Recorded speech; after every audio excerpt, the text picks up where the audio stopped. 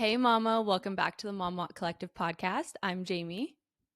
And I'm Ari, and we are two moms just trying to navigate through motherhood. But today we have a special guest, Elizabeth Wellington. She is our Denver ambassador. She is a licensed professional counselor. She's a mom of one. She's married, and she's here today to talk to us about some really important topics. So, Elizabeth, do you mind jumping in and sharing a little bit about yourself?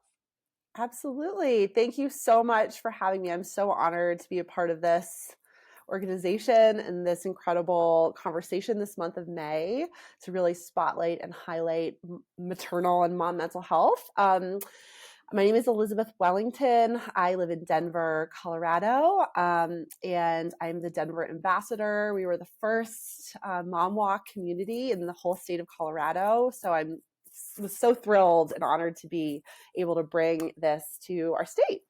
Let's see. So as Ari mentioned, I'm a mom of one. His name is Jack. He is going to be 2 in July, which is so wild. I know. So cute. So cute. He's so amazing, as all of our babies are. And I'm a psychotherapist, and I have been a therapist for 10 years, well before I was a mom and went on my own sort of fertility journey. I've been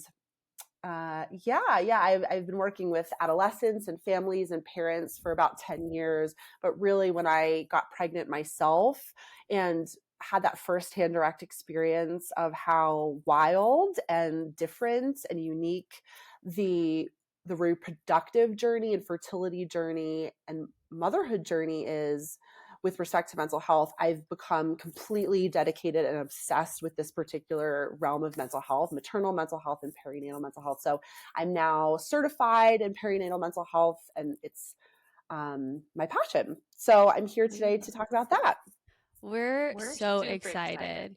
We had Elizabeth on for our ambassador. So if you've attended one of our walks, all of our ambassadors have actually received training from Elizabeth and just like a small little factor on what signs and symptoms to look for a mom who may be experiencing a mood disorder, maybe during pregnancy, postpartum. And it was one of those things that we just knew there is such important conversations behind. So, with the month of May focusing around mental health, we are just diving into these topics. Ari and I are very, very clear that we are not the experts, but we just want to be that resource center for you guys. So that is why we picked Elizabeth, one, her being our ambassador in Denver, but we've had this conversation from like the very beginning. I've talked with Elizabeth for a long time about getting her on to actually start educating and breaking down the stereotypes of talking about mental health specifically through the journey of being a mother. So these next few episodes, we're going to dive really deep into specific topics. We're going to kind of let Elizabeth take the lead on this, and then she'll kind of tap into Ari and I, getting our perspectives or if we can relate or anything along those lines. But really, we're just entrusting Elizabeth with these next few minutes here on this episode and the ones for the rest of May, really just to go in from a professional's point of view to really help equip you. We hope this is an episode that you can re-listen many times, you can send to friends, you can share with your spouse or maybe your support system. As well as just not feel crazy, to know that like that is the biggest thing right now is you're not alone. These things are really normal. And what are signs and symptoms for you to really discover to see, do I need to get professional help? And if so, Elizabeth is also going to resource us with a bunch of different resources for you to contact to get that professional help for your situation. So, Elizabeth, we are excited to dive in. If you want to go into today's topic, take it away, and Ari and I will tap in when we're ready. Wonderful. Thank you so much. It was such a good intro. And I love what you just said, Jamie, that the goal of all of these conversations, both today and over the course of May, is although they may be hard and really emotional and at times even maybe triggering to listen to some of these things, the goal that I want to keep all of the listeners in mind is that knowledge is power. And part of why I am so passionate about this topic is that I, as a therapist of 10 years, who live a very wellness-oriented lifestyle. I really, forever, I mean, for well beyond 10 years, I've always worked out and meditated, and I'm into nutrition. Like, I'm obsessed with wellness, and I'm a professional in mental health. And I did not know anything about perinatal mental health until I was out of my mental health issue during perinatal. I mean, I had no idea what was going on with me. And that is what is so absurd, that there's no one tasked with equipping women and birthing people with the information to keep ourselves well. There's no one doing it. And so that's what we need to change. And even I didn't know. So when you're listening to this, just remember, like, don't be like ashamed or upset or sad. Like, you are perfect, and the culture is not set up to support moms, and that's what we're trying to change. So that's sort of, as we dive in, feel the feelings that come up and welcome them all, and just know that there's help. Help is available, and you will feel better, and you're normal. Motherhood is hard. So that's sort of the background I want to say. So part of what I think is so difficult about understanding mental health as a new mom or as a pregnant person is that, unlike other mental health issues, perinatal mental health issues, they don't feel like symptoms. They just feel like who you are as a mom. Right? And that's what's, I think, so difficult about knowing that you're not doing well, and having anyone from the outside identify that you're not doing well, because it's not so clear. Sometimes it just looks like I'm overwhelmed as a mom and motherhood is just overwhelming, right? Or like, I have a lot on my plate and so I'm feeling stressed. Like, that makes sense, right? And it's hard to tease. I mean, and that's just motherhood. So a lot of times the women and the new moms I work with, they just wonder, like, is this just being a mom? Is feeling bad all the time just what it is to be a mom? Or like, is feeling really down, like, maybe this is just what normal pregnancy is. Like, and then so they don't ask the questions because we don't know that it's not like, until it's too late. And that's also what's so different about perinatal mental health from other mental health. And we'll talk about that more and kind of tease out why it's different. But one thing that's so important to know is that a perinatal mood disorder is really common. It's 1 in 5 women have a perinatal mood disorder. I mean, that's a lot. If we think about all the moms we know, if you like are in a walking group with 20 moms, that's maybe like 4 of them have a diagnosable. So a lot of us. So just know, as you're listening, like, you're not alone. And I know it looks like every mom you know has it together, and all your friends look like they're thriving in motherhood. And as we'll talk about in a minute, the appearance, especially in motherhood, is so far from the reality. And there's a certain reason why that is the case in motherhood. And again, that's like, this is a special, different time of life. So I want to define perinatal because that's a new word for a lot of people. And I think it's an important word to understand because the word that we toss around is like postpartum depression. I hope I don't get postpartum. It's a misleading term because a lot of women and birthing people actually have the onset of a mood disorder during pregnancy, and then it continues. And again, we just don't know because pregnancy it's just so hard for some people that you're just like, I just gotta like white knuckle it through these 9 months and then it'll feel better. And sometimes that's the case. Like, a lot of people, it is the case, but sometimes it's actually the onset of a mood disorder. And if it's not treated, it's just going to get worse and worse once postpartum does happen. So perinatal actually encompasses the whole range of time from the moment of conception, literally the moment of conception, all the way through pregnancy, through birth and delivery, through either the first year of life of the baby, so a whole year, and some people are actually now saying 3 years after the baby's born. That is that whole range of time.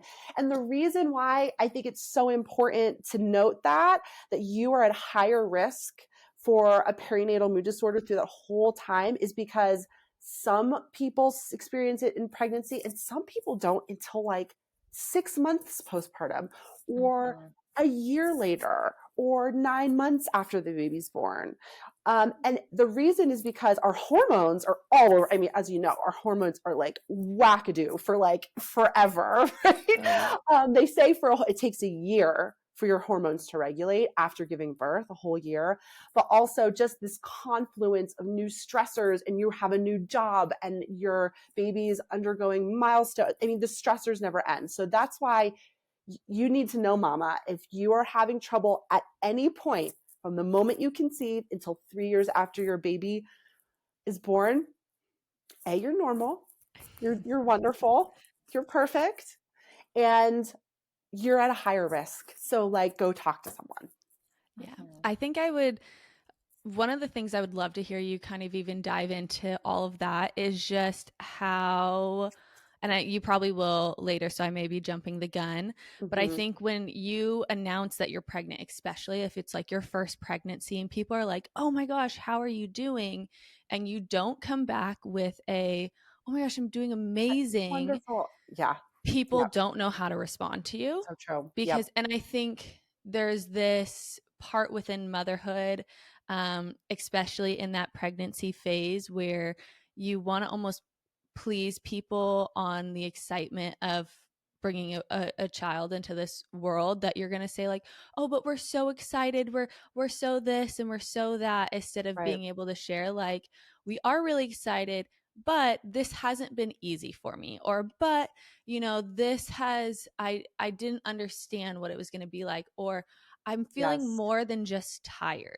And I think a lot of people don't know how to do that because there's this sensitivity in culture right now too, especially with a fertility journey, that you just people are like weighing this sensitivity of like, well, they may be struggling with infertility. So if I'm saying that I'm not happy right now and I'm pregnant, they might think I'm taking this for granted, or, X, Y, and Z. So there's all these things to maneuver instead of taking into account like, oh, maybe this is the onset of a perinatal mood disorder, and I need to actually be able to have these conversations in a safe space. So that looks like finding a professional, or for finding a safe space to have these conversations so I can get these feelings out. And I think like that's even too what a lot of moms, they just don't have that place to get it out. Totally. And that's where they end up bottling it up. And then it comes to like the mental breakdown of like the hormones hit the high and you're like hysterical and you're like, oh my gosh. 100%. Because it's probably usually one of the first times that those feelings are being expressed. Oh my gosh, Jamie, yes. I think what's so difficult, yes, everything you said is so spot on. And I think what is so clear to me as a person who's been pregnant, as a mom, and as a therapist is specifically around fertility and reproductive stuff, we are projecting our own stuff on even our best friends all the time. Like there's no clean slate. There's no clean slate. And I think there's something very biological in that. Like as a woman, as a birthing person, we are evolutionary. Like we're designed to have children and to procreate. We're designed. Our bodies are designed. So we bring our own feelings and that urge, that like drive to have our own babies to everything. So when we see a pregnant person, sometimes you're like, I'm jealous. I don't even know why. I don't even want a baby right now, but I see a pregnant person. I'm jealous. I have feelings like, right? Isn't that weird? Like we always around this topic bring our own baggage, and it makes it hard for people to get the support from their inner circle that they thought was going to be there, because no one's unbiased. No one. So you thought you were going to have this tribe, or you thought your mom was going to be this way, or you thought your sister was going to be this way, or whatever. And so many women I work with are like, I was shocked that that person didn't show up for me the way I thought. And I think the reason is because we all have so much of our own feelings, psychologically, biologically, based on our own stuff, that we just have a hard time showing up for the people in our lives. So that's why I think finding a support group, finding a non-biased group, like a new group of people, like through the Mom Walk, that don't have like a history with you, or finding a non-biased person like a therapist, is so imperative, because this is the most time of your life where the people in your life are they're gonna struggle to show up sometimes like we want them to. Yeah. So spot on. It's crazy. Can you now kind of jump into what are signs and symptoms to kind of look for Yes. within yourself, within you, maybe those loved ones around you who maybe are pregnant or postpartum right now? I think that would be a really great start to all these episodes, and then we'll go into the more specific in the episodes to come. Absolutely. Yeah. So the first thing that I think is helpful for us to identify in ourselves is actually just our risk factors, meaning what are the things, the attributes about me that I bring to my pregnancy and my journey as a mom that may make me at a higher risk of having a perinatal mood disorder. And it's important to know your risk factors because you may have a lot and not know it. And most doctors will not know this. They're not going to tell you. So I think it's really wonderful for every person to do an inventory of all of their risk factors, just so you know, like, wow, I have like 5 risk factors, something to look out for. Again, not something that our doctors tell us. And so we have to do the hard work ourselves, but here's the information. So it's quite a list. So if you have any sort of mental health or psychiatric history, if you have a history of depression, anxiety, bipolar disorder, or psychosis, or if anybody in your family does. So if your mom, especially like women, so if a mom or an aunt or a sister has some of those things, note that. If you have discontinued medication quite quickly, especially during pregnancy or right before pregnancy, which a lot of women do, they think, oh, I'm going to get pregnant, I have to get off my Zoloft, which is an urban myth, and we will talk about that more.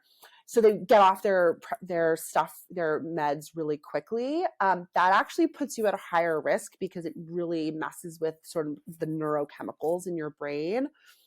A history of endocrine or thyroid dysfunction. So if you are a diabetic, if you're really sensitive to hormone, a lot of us are. Like if you tried going on the pill and you're like, wow, it really throws my mood out of whack. I know so many women. Yeah, me too. Oh my gosh. Yes, so many people. That maybe is an indicator that you are at a higher risk because you're just sensitive to hormone. As we know, the hormones get so wacky. If you have a history of trauma, including sexual trauma or abuse, that can really get activated during this period, especially around the medical journey, giving birth. If you have undergone pregnancy loss, fertility treatment can put you at a higher risk. All things that we would have no idea, right? So many of the moms I work with are like, I went through IVF. I wanted this baby so badly. I thought I was going to I wanted this baby so badly. And I feel so awful. Like, how does that make sense? But actually fertility difficulties do put you at a higher risk, and it seems counterintuitive. So IVF mamas sometimes have a harder time, or infertility, you may have a harder time, and that may be shocking. Birth of multiples, NICU experiences, and babies with diagnoses put you at higher risk. And then there's like the social and situational piece. If you don't have a lot of family nearby, if you have financial troubles, if you have a difficult relationship with your mother, interestingly, that can be really hard when you just are like, I don't have a good idea of what a mom is. Actually, like, I don't want to be like my mom. on some level, that can make it really hard to sort of internalize the mom role. Gosh, so I just listed like a million things. Well, I Right? think it's like the narrative that we tell ourselves when before getting pregnant and during Yes. pregnancy, and then maybe it's not as we expected. It's the reality Yes. versus what's shown on social media, or maybe even what our close friends have shared or not shared with us about motherhood sets Right. this narrative in our head of what motherhood should feel and look like. And when it's not that behind closed doors, you're like, am Exactly. I the only one? It Exactly. makes you question everything. And not only that, but then you're also going through a huge identity shift. You're going through Right. challenges of not sleeping. There's just so many. But thank you for sharing that list too, because I mean, I know the first time Jamie and I heard that, we were just like, ooh, ooh, ooh, like Right. Right. very hits So home. many. Exactly. Exactly. It really does hit home. I know for myself, I could check off like 5 things on that list. And I had no idea or expectation moving into motherhood that anything would be different from the norm. So again, it's not meant to scare you if you listen to that list and you were like, oh, ooh, like so many things. Normal to feel scared, but also power now to know, okay, I'm going to take the bull by the horns and do something about it. Oh, it looked like you're going to jump Go ahead, in Jamie. to the next thing, but I Go think ahead. now that you have this list, Mm-hmm. um, kind of what now? I guess like if Yeah. you realize, wow, I have all these risk factors, it's a Yeah. really good first step. But what does it look like for then the what now? Uh-huh. Of Uh-huh. what is like the first line of defense of okay, I'm thinking these things, I'm feeling these things.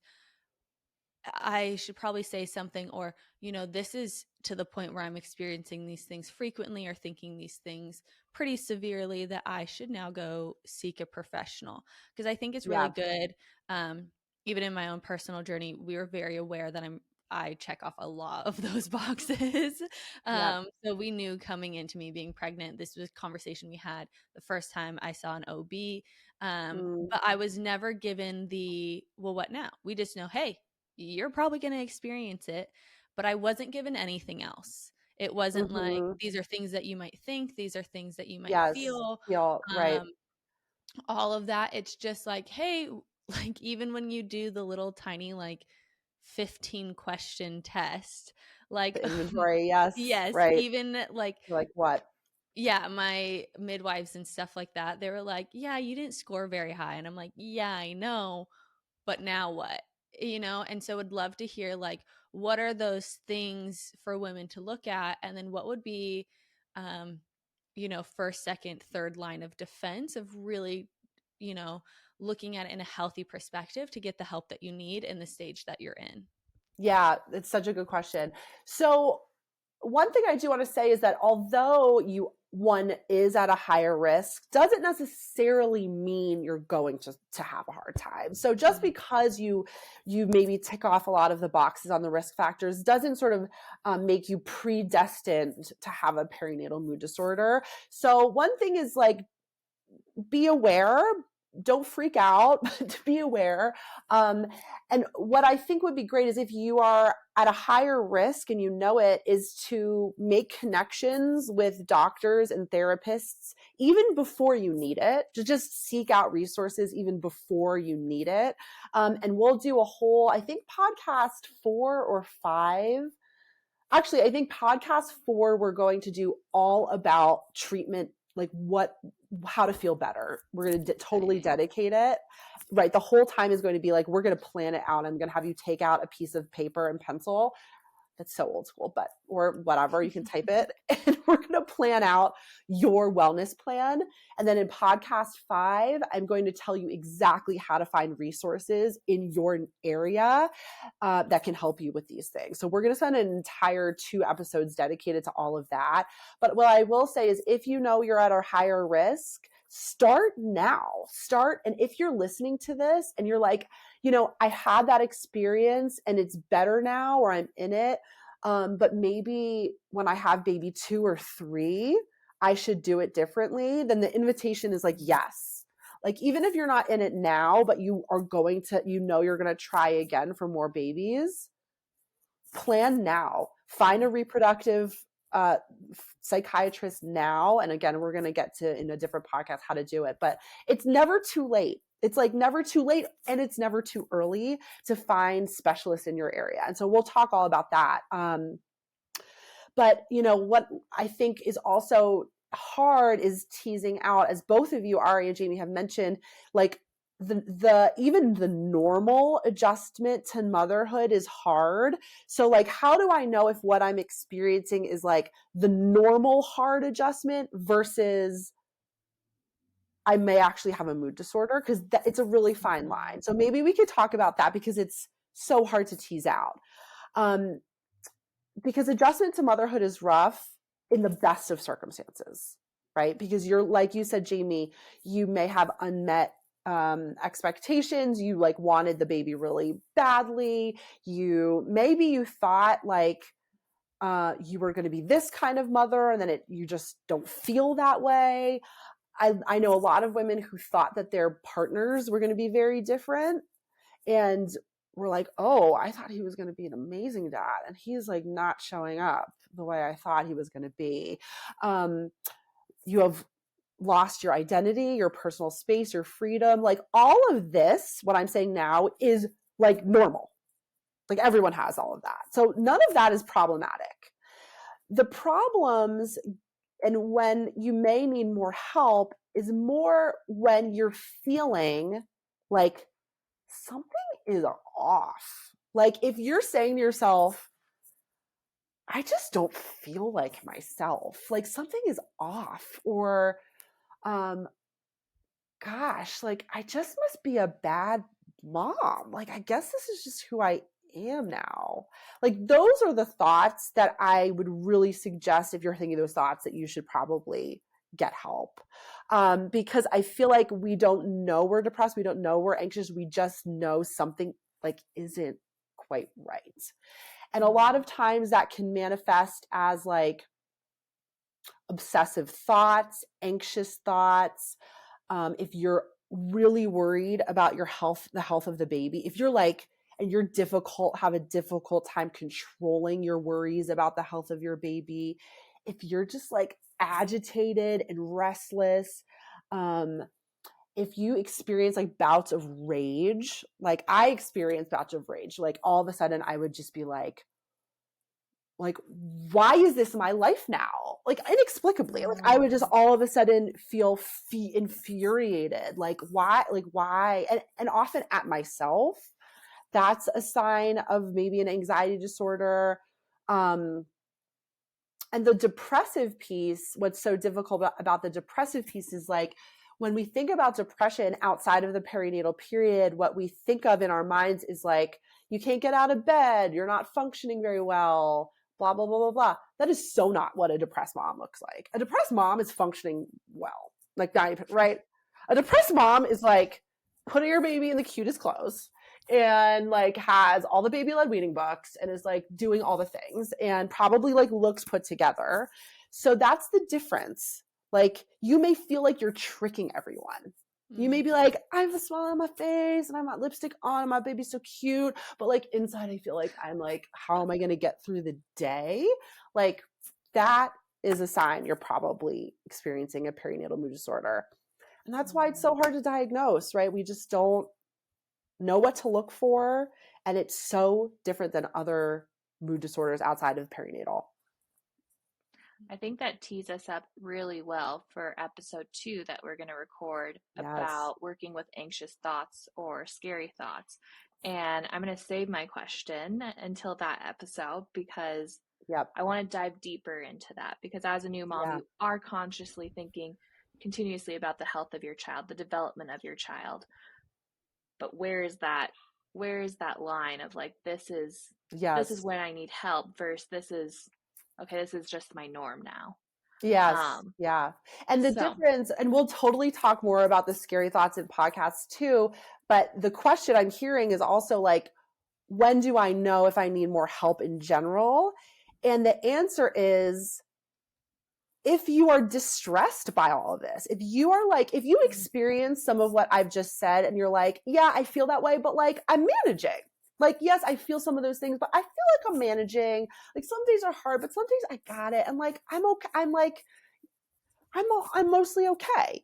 Then like you may not, like you would definitely benefit from still coming to a mom walk, because we know that community is like one of the number one things that helps mom's mental health. But you may not need therapy. However, if you're listening to what we're talking about and you're like, I resonate with everything you're saying and I feel messed, I'm distressed, I hate it, I don't like how I feel, I want to feel like myself again, then that I will encourage you to do something to get more support. So that's always across everything the difference. It's so subjective. If you don't feel like yourself, gosh, mama, I just want you to feel like you again. So like, why not talk to someone? Absolutely. I am going to share now what topics we're going to be diving deeper into over these next 5 episodes. So that way, as you're listening, you can know what to expect. And if there's an episode that you're like, I'm connecting with, I want to hear more about this, you'll know that it's coming. So, our next episode, we're going to talk about working with anxious or scary thoughts. Really normalizing that. Where do they come from and how to manage? We're going to talk about breastfeeding and mental health, because that's its own journey if you choose to breastfeed. Or maybe if you're struggling breastfeeding, or maybe the social pressure to breastfeed. So we're going to dive into that. The fourth one's going to be finding emotional wellness as a new mom. This episode will be more tactical self-care planning. And then 5, this is what Jamie was trying to get to, is we're going to really find and share resources for mental and emotional health.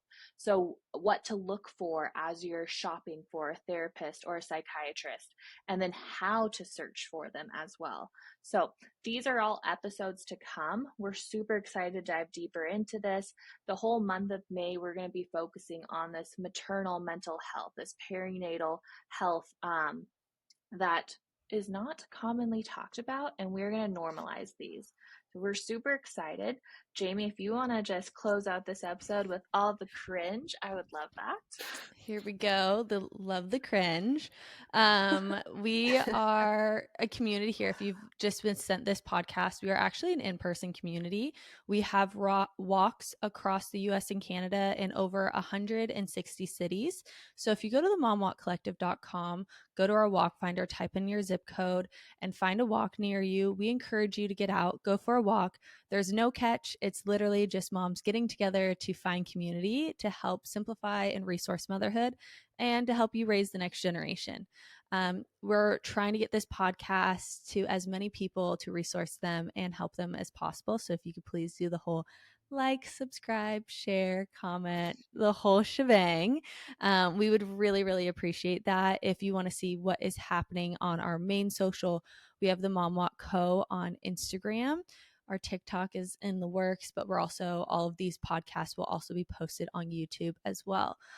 We are so excited to keep going and to continue this conversation. We have a ton of amazing giveaways, so make sure to follow our Instagram for that and to stay up to date on what's happening here on the podcast. But we're so excited to continue. Thank you, Elizabeth, and we love you, Mama. Thank you. Love you, Mama. Thank you.